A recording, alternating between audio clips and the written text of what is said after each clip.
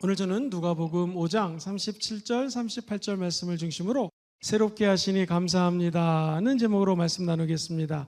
같이 제목을 읽어보실까요? 시작. 새롭게 하시니 감사합니다.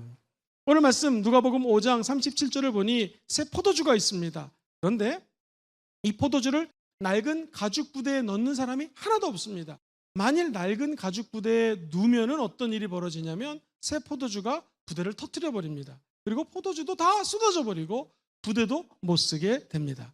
이 고대 근동에는요, 염소 가죽이 있고 양 가죽이 있습니다. 그 안을 깨끗이 청소하고 난 다음에 털이 있는 부분을 바깥쪽으로 해서요, 팔과 다리를 잘랐으면 아주 잘 꼬맵니다. 그리고 그곳에 버터라든가 우유라든가 포도주를 집어넣습니다. 근데 문제는 이 염소 가죽이나 양 가죽이 오래된 것들은요, 포도주 같은 경우에는 그 안에서 술이 되면서 팽창이 되기 때문에 다 터져버립니다. 그래서 포도주도 버리고 껍데기도 버리는 것이죠. 저 여러분들 영혼 속에는 새 포도주 대신 예수님이 임해서 우리가 새 부대가 될 때 하늘의 신령한 은혜가 하나님의 은혜 가운데 물이 변하여 물 같은 인생이 포도주 같은 인생으로 변화되게 될 줄 믿습니다.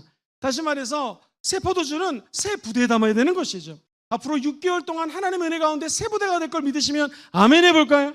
어떻게 하면 새 부대가 될 수 있을까? 오늘 두 가지를 나누겠습니다. 첫 번째, 변화된 삶에 감사합니다 라고 입술로 고백하는 것입니다. 성경에 보면 사도 바울의 고백입니다. 내가 수없이 많은 사역을 했고 엄청난 열매가 있었고 1차 세계선교, 2차 세계선교, 3차 세계선교를 통하여 수많은 영혼 구원의 역사가 있었어요. 그런데 그가 빌립보 지역에 있는 성도들에게 편지를 씁니다. 어디에서? 감옥에서. 그러면서 3장 12절에 이렇게 얘기를 해요.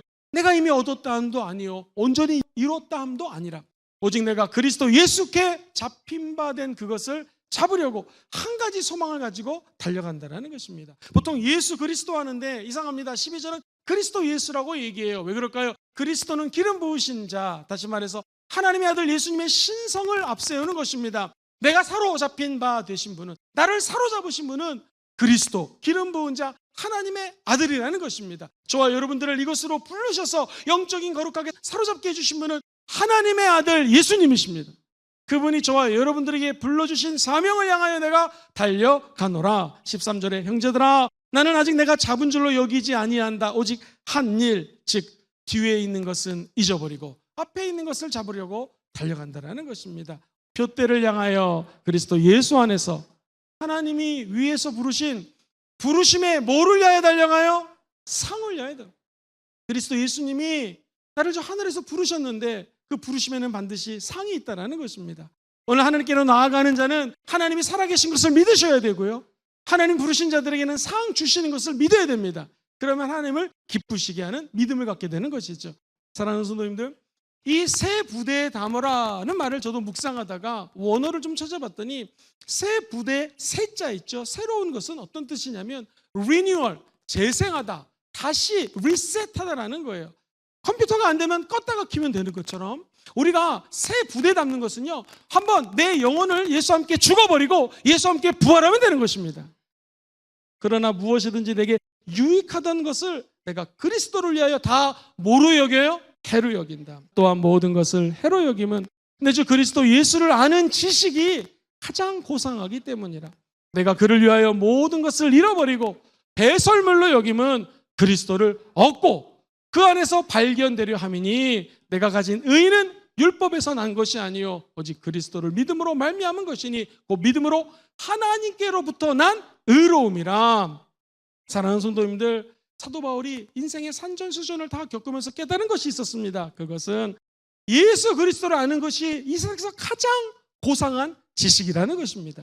우리가 이 땅에 살면서 해야 될 것이 많고 가야 될 것이 많고 만나야 될 사람이 많습니다. 그런데 오늘 예배를 드리면서 새 부대가 되기 위해서는요, 예수를 아는 것이 가장 귀중한 고귀한 지식임을 깨닫게 되기를 주의 이름으로 축원드립니다. 그 말씀이 마태복음 6장 33절 말씀처럼 너희는 먼저 그의 나라와 그의 의를 구하라. 그럼 너에게 모든 것들을 더하시리라는 말씀인 것이죠. 사랑하는 성도님들, 그러므로 너희가 그리스도와 예수와 함께 다시 살리심을 받았다면 위의 것을 찾으라. 거기는 그리스도께서 하나님 우편에 앉아 계신다. 우리가 예수와 함께 죽었으면 이제 예수와 함께 부활했기 때문에 하늘의 사람이 된다는 것입니다. 두 번째입니다. 2024년 남아있는 하반기를 달려나가면서 미리 감사해야 될 것이 있습니다. 성령님의 역사에 감사합니다. 새 부대는 성령의 역사를 통해서 새 부대가 만들어집니다. 새로운 마음, 사고방식, 변화된 삶, 이게 인간의 힘으로 불가능합니다. 에스겔서 37장에 보면 5절 말씀에 이런 말이 나와요. 주 야훼께서 이 뼈들에게 이같이 말씀하시기를 내가 생기를 너희에게 들어가게 하리니 너희가 살아나리라. 생기가 드러나면 살아납니다. 너희 위에 힘줄을 두고 살을 입히고 가죽으로 덮고 너희 속에 생기를 넣으리니 너희가 다시 한번 따라해볼까요? 살아나리라.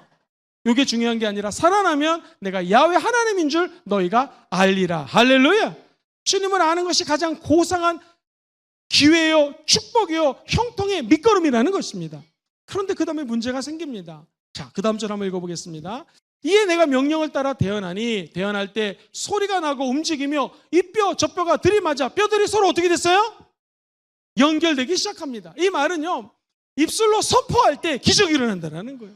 내가 또 보니 그 뼈에 힘줄이 생기고 살이 오르며 그 위에 가죽이 덮이나 그 속에는 생기가 없어요. 성령의 역사가 없어요. 도대체 이게 웬일입니까? 하나의 은혜 가운데 2024년 하반기가 좋은 일이 날 줄 알고 입술로 선포했는데 아직 성령의 역사가 없습니다. 그럼 어떻게 해야 될까요? 이때 저와 여러분들이 끝까지 믿음의 주에 온전케 하신 예수를 바라봐야 됩니다.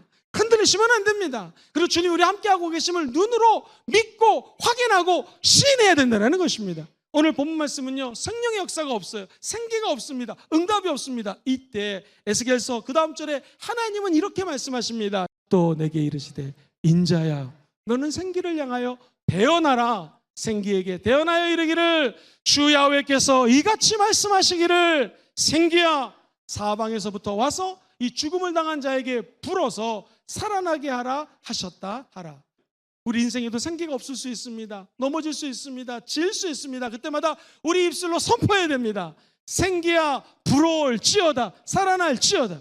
이에 내가 그 명령대로 대언하였더니 생기가 그들에게 들어가매 그들이 곧 살아나서 일어나서는데 극히 큰 군대더라. 저 여러분들이 하나님의 말씀을 입술로 대언할 때 잃어버린 영혼들이 살아나게 될 것입니다. 그 큰 군대들이 하나님의 영광 가운데 하늘 영광을 위하여 싸우고 승리의 깃발을 세계 곳곳에 꽂게 될 줄 믿습니다.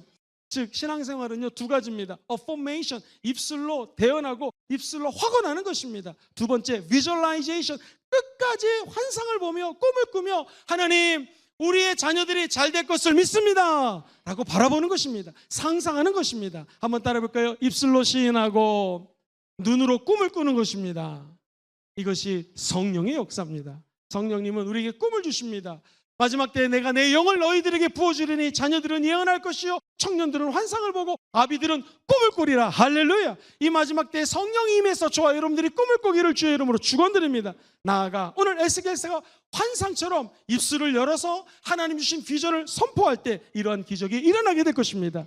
굽은 곳이 펴지게 될 것입니다. 남은 후반전에 더러운 곳이 깨끗하게 될 것입니다. 그리고 어두운 곳이 성령의 빛으로 점화되게 되고 밝혀지게 될 것입니다.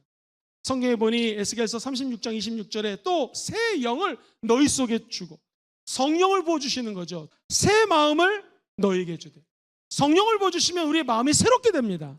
우리의 육신에서 굳은 마음을 없애주십니다. 그리고 우리에게 부드러운 마음을 허락하여 주신다는 것입니다. 그래서 우리는 부드러운 마음을 통하여 예수님을 구세주로 영접하고 하나님의 자녀가 되는 것입니다.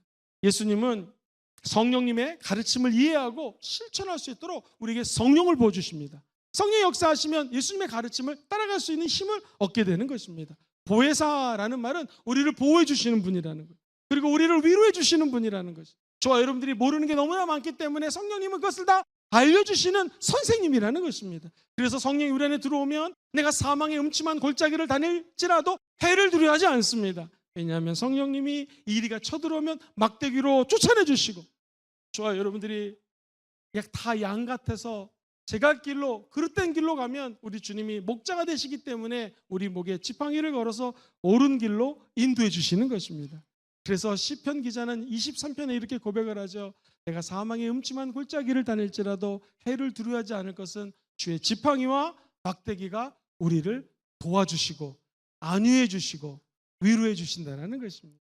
성령의 손을 잡고 믿음의 경주를 끝까지 다하신 여러분 되기를 주의 이름으로 축원드립니다.